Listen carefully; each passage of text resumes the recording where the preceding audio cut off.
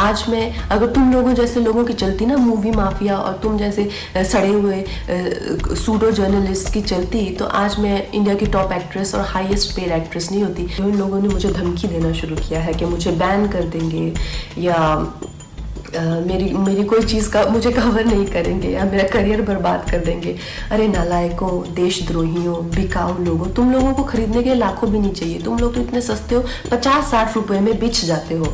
जो अपनी देश के साथ गद्दारी करे, अपनी ही थाली में जिसमें खाते हैं उसी में छेद करते हैं, तुम जैसे नालायक मुझको बर्बाद करोगे। तुम लोगों के बाप दादाओं को भी मैंने लोहे के चने चबाए हैं। ये लोग सूडो लिबरल हैं और ये लोग बिल्कुल भी सेक्युलर नहीं है। अगर ये सेक्युलर होते तो हमेशा धार्मिक चीज़ों को लेके देश की एकता पर हमेशा प्रहार नहीं करते। नमस्कार दोस्तों, आज मैं अपनी जो हमारी इंडियन मीडिया है उसके बारे में आपसे कुछ कहना चाहती हूँ।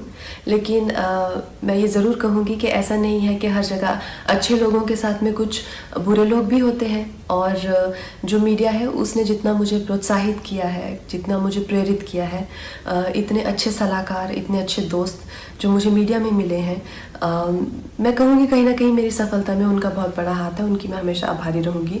लेकिन जो दीमक की तरह जो एक सेक्शन मीडिया का है जो हमारे देश में दीमक की तरह लगा हुआ है और उसको धीरे धीरे करके उसकी गरिमा को, उसके अस्मिता को, देश की इंटेग्रिटी को, देश की एकता को आए दिन अटैक करता रहता है। आए दिन इनके जो भी है झूठी अफवाहें फैलाते रहते हैं। अपने गंदे भद्दे विचार, देशद्रोहिता के जो विचार हैं वो ओपनली सबके सामने रखते हैं। और इनके खिलाफ हमारे कॉन्स्टिट्यूशन में किसी भी तरह का कोई भी ना पेनल्टी है और ना ही कोई सज़ा है। तो इस चीज़ से मुझे बहुत ही ज़्यादा ठेस लगी और मैंने अपने आप में ही ये डिसाइड कर लिया कि ये जो दो गली मीडिया है, ये जो बिकाऊ मीडिया है जो खुद को लिबरल कहती है, सेक्युलर कहती है और कुछ नहीं है, 10वीं फेल भी नहीं है ये लोग सूडो लिबरल हैं और ये लोग बिल्कुल भी सेक्युलर नहीं है। अगर ये सेक्युलर होते तो हमेशा धार्मिक चीज़ों को लेके देश की एकता पर हमेशा प्रहार नहीं करते। ऐसे ही एक चिंदी से जर्नलिस्ट को मैं 1-2 दिन पहले एक प्रेस कॉन्फ्रेंस में मिली। तो उसी की तरह बहुत सारे लोग हैं जो जितने भी हमारे जो सीरियस इश्यूज़ हैं, हमारे जो सीरियस कॉजेज़ हैं। वर्ल्ड एनवायरनमेंट में डे के दिन मैंने प्लास्टिक बैन को लेके एक कैंपेन किया था जिसमें मैंने प्लास्टिक के ख़िलाफ़ ईशा योगा सेंटर के साथ में काफ़ी कुछ एक्टिविटीज़ की थी।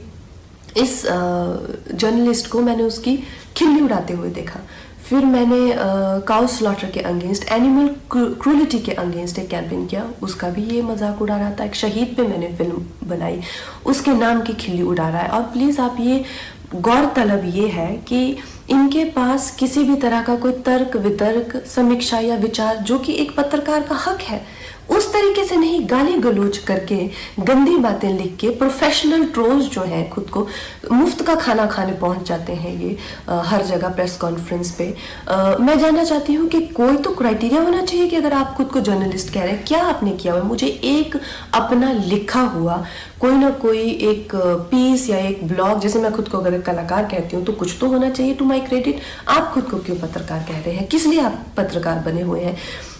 इन 3-4 लोगों ने मिलकर, क्योंकि मैंने उस इंसान के प्रश्नों का उत्तर देने से मना कर दिया, मैंने कहा एक इंटरनेशनल को मैं क्यों एंटरटेन करूं? मेरे पास किसी भी तरह के देशद्रोही के लिए 0% टॉलरेंस है। तो 3-4 लोगों ने मिलकर मेरे खिलाफ एक कोई गिल्ड बनाई है, शायद कल ही बनी है, ना ही उसकी कोई मान्यता ही है और ना ही उसकी कोई धारणा ही है। तो उस गिल्ड के चलते हुए लोगों ने मुझे धमकी देना शुरू किया है कि मुझे बैन कर देंगे या मेरी कोई चीज़ का मुझे कवर नहीं करेंगे या मेरा करियर बर्बाद कर देंगे। अरे नालायकों, देशद्रोहियों, बिकाऊ लोगों, तुम लोगों को खरीदने के लाखों भी नहीं चाहिए। तुम लोग तो इतने सस्ते हो, 50-60 रुपए में बिछ जाते हो। जो अपनी देश के साथ गद्दारी करे, अपनी ही थाली में जिसमें खाते हैं उसी में छेद करते हैं, तुम जैसे नालायक मुझको बर्बाद करोगे। तुम लोगों के बाप दादाओं को भी मैंने लोहे के चने चबाए हैं। आज मैं अगर तुम लोगों जैसे लोगों की चलती ना मूवी माफिया और तुम जैसे सड़े हुए सूडो जर्नलिस्ट की चलती तो आज मैं इंडिया की टॉप एक्ट्रेस और हाईएस्ट पेड एक्ट्रेस नहीं होती। मैं तुम्हारे सामने हाथ जोड़ती और कह रही हूँ कि प्लीज़ मुझे बैन करो, क्योंकि मैं नहीं चाहती कि मेरी वजह से तुम लोगों के घर में चूल्हा जले।